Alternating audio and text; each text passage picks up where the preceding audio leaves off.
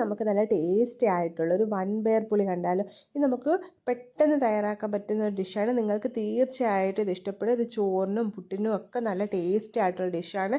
നിങ്ങൾ ഒരു വട്ടം ഈ ഒരു രീതിയിൽ ഒന്ന് ട്രൈ ചെയ്ത് നോക്കണം.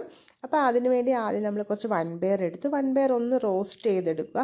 റോസ്റ്റ് ചെയ്ത് അതിൻ്റെ കളർ ചേഞ്ചൊക്കെ വരുമ്പോൾ തന്നെ നമുക്ക് മാറ്റി വാഷ് ചെയ്ത് കുക്കറിലിട്ട് ഒന്ന് കുക്ക് ചെയ്തെടുക്കുക. നന്നായിട്ട് അതൊന്ന് കുക്കാവണം, എന്ന് വെച്ചാൽ അത് ഉടഞ്ഞ് കിട്ടണം. ആ ഒരു രീതിയിൽ കുക്ക് ചെയ്ത് എടുക്കുക. നമ്മൾ ഇതിലേക്ക് ഒരു നെല്ലിക്ക വലുപ്പത്തിലുള്ള പുളിയും കൂടെ എടുക്കുന്നുണ്ട്. അത് നമ്മൾ കുറച്ച് വെള്ളത്തിലിട്ട് വെച്ചു. അതിനുശേഷം നമ്മൾ കുറച്ച് വെളുത്തുള്ളി തൊലി ഉള്ളതും തൊലി ഇല്ലാത്തതും ആക്കി വേണം നമ്മൾ എടുക്കാൻ. തൊലി ഉള്ളതും കൂടി തൊലി ഇട്ടും കൂടി ചതച്ചെടുക്കുന്നത് നല്ല ടേസ്റ്റ് ആയിരിക്കും. അതിലേക്ക് നമ്മൾ നമ്മുടെ സ്പൈസസിനനുസരിച്ചിട്ടുള്ള കുരുമുളക് കൂടി ആഡ് ചെയ്യുക. നിങ്ങൾക്കിത് കൂട്ടിയോ കുറച്ചോ ആഡ് ചെയ്യാം. അതിനുശേഷം തക്കാളി. ഇതധികം പുളിയില്ലാത്ത തക്കാളി ആയതുകൊണ്ട് ഞാൻ ഒരു 2 ചെറിയ തക്കാളിയാണ് എടുത്തിരിക്കുന്നത്.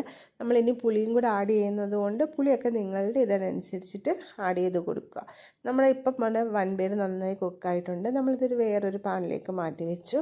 അതിലേക്ക് നമ്മൾ അതൊന്ന് തിളച്ച് ചൂടായി വരുന്നതിന് ശേഷം നമ്മളതിലേക്ക് ആവശ്യത്തിനുള്ള സ്പൈസസ് കൂടി ആഡ് ചെയ്ത് കൊടുക്കുക. സ്പൈസസായിട്ട് നമ്മൾ മഞ്ഞൾപ്പൊടി, മുളക് പൊടി, അതുപോലെ തന്നെ മല്ലിപ്പൊടിയാണ് ആഡ് ചെയ്ത് കൊടുക്കുന്നത്. പിന്നെ ഉപ്പ് ഞാൻ ഓൾറെഡി കുക്ക് ചെയ്ത ടൈമിൽ ഇട്ടിട്ടുണ്ട്. അതുകൊണ്ട് ഉപ്പ് നിങ്ങൾ ഈ ഒരു ടൈമിലോ എപ്പോൾ വേണമെങ്കിലും ഇടാം. അതൊക്കെ നിങ്ങളുടെ അനുസരിച്ച് നോക്കി വേണം ഇടാൻ. അതുപോലെ മഞ്ഞൾപ്പൊടി നമ്മൾ കുക്ക് ചെയ്യുന്ന ടൈമിൽ മഞ്ഞൾപ്പൊടി ഇട്ടിട്ടുണ്ടെങ്കിൽ പിന്നെ ഇപ്പോൾ ഇടണം എന്ന് ഇല്ല. പിന്നെ ഇത് നന്നായിട്ട് മിക്സ് ചെയ്ത് കൊടുത്ത് നന്നായിട്ടൊന്ന് കുക്ക് ആക്കിയെടുക്കുക. പിന്നെ വെള്ളമൊക്കെ നോക്കുക. നിങ്ങൾക്ക് കുറച്ചുകൂടി വെള്ളം വേണമെങ്കിൽ നമുക്ക് ഈ ഒരു ടൈമിൽ കുറച്ച് ചൂടുവെള്ളം കൂടി ആഡ് ചെയ്ത് വെള്ളമൊക്കെ അഡ്ജസ്റ്റ് ചെയ്യാവുന്നതാണ്. അതിനുശേഷം നമ്മൾ അതൊന്ന് തിളച്ച് വരുമ്പോൾ നമ്മൾ അതിലേക്ക് നേരത്തെ അരിഞ്ഞു വെച്ചിരുന്ന തക്കാളി കൂടി ആഡ് ചെയ്ത് കൊടുക്കുക. പിന്നെ നമ്മളിതിലേക്ക് കുറച്ച് പുളിവെള്ളം കൂടി ആഡ് ചെയ്ത് കൊടുക്കുന്നുണ്ട്. പുളിവെള്ളം കൂടി ആഡ് ചെയ്ത് കൊടുത്തതിന് ശേഷം അത് നന്നായിട്ടൊന്ന് കുക്കാവുന്നിടം വരെ വെയിറ്റ് ചെയ്യുക. ആ ഒരു ടൈമിലേക്ക് നമുക്കിതിലേക്ക് വേണ്ട ഒരു കൂട്ട് തയ്യാറാക്കാം.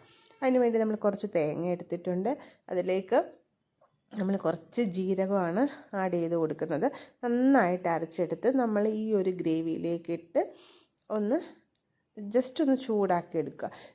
ഇത് ഈ ഒരു കൂട്ടിട്ടതിന് ശേഷം നമ്മൾ ഓവറായിട്ട് കുക്കാക്കി എടുക്കണ്ട. അതുകൊണ്ട് ഇതിട്ട് ഒന്ന് മിക്സ് ചെയ്ത് ഉപ്പൊക്കെ പുളിയൊക്കെ നോക്കി എന്തെങ്കിലും ഉണ്ടെങ്കിൽ നമ്മൾ എക്സ്ട്രാ ഇച്ചിരി കൂടെ ആഡ് ചെയ്ത് കൊടുക്കുക. കുരുമുളകിൻ്റെ ടേസ്റ്റ് ഇതിൽ അത്യാവശ്യം നന്നായിട്ട് അറിയണം. അപ്പോൾ കുരുമുളക് നിങ്ങൾക്ക് വേണമെങ്കിൽ കുറച്ചുകൂടി ആഡ് ചെയ്ത് കൊടുക്കുക. അതിനുശേഷം നമ്മളൊന്ന് കുക്കാക്കിയെടുത്ത് ഒന്ന് തിളച്ചൊക്കെ വരുമ്പോൾ തന്നെ നമുക്കിത് ഓഫ് ചെയ്യാവുന്നതാണ്. അതിനുശേഷം നമുക്ക് ഇതിലേക്ക് ഒന്ന് താളിച്ച് ഒഴിക്കാം. അപ്പോൾ അതിന് വേണ്ടി നമ്മൾ ആദ്യം എണ്ണ ഒഴിച്ചു കടുക് അതിലേക്ക് ആഡ് ചെയ്ത് കൊടുത്തു.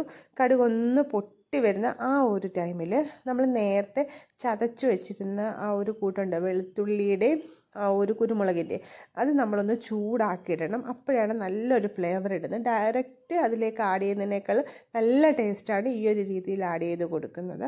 അതിലേക്ക് നമ്മൾ കായപ്പൊടി, അതുപോലെ തന്നെ കറിവേപ്പില, പിന്നെ ഒരു കളറിന് വേണ്ടി നമ്മൾ കുറച്ച് മുളക് പൊടിയും കൂടെ ഈ ഒരു കടു താളിക്കുന്നതിൻ്റെ കൂടെ മിക്സ് ചെയ്ത് അതുകൂടി ഇതിലേക്ക് നമ്മൾ ആഡ് ചെയ്ത് കൊടുക്കുന്നുണ്ട്.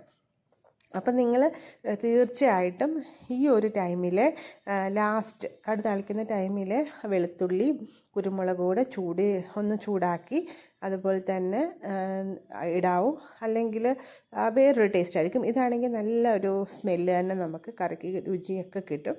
അപ്പം നിങ്ങൾ ഒരു വട്ടമെങ്കിലും ഈ ഒരു രീതിയിൽ ട്രൈ ചെയ്ത് നോക്കണം. ട്രൈ ചെയ്ത് നോക്കിയിട്ട് ഫീഡ്ബാക്ക് അറിയിക്കണം. Okay, thank you.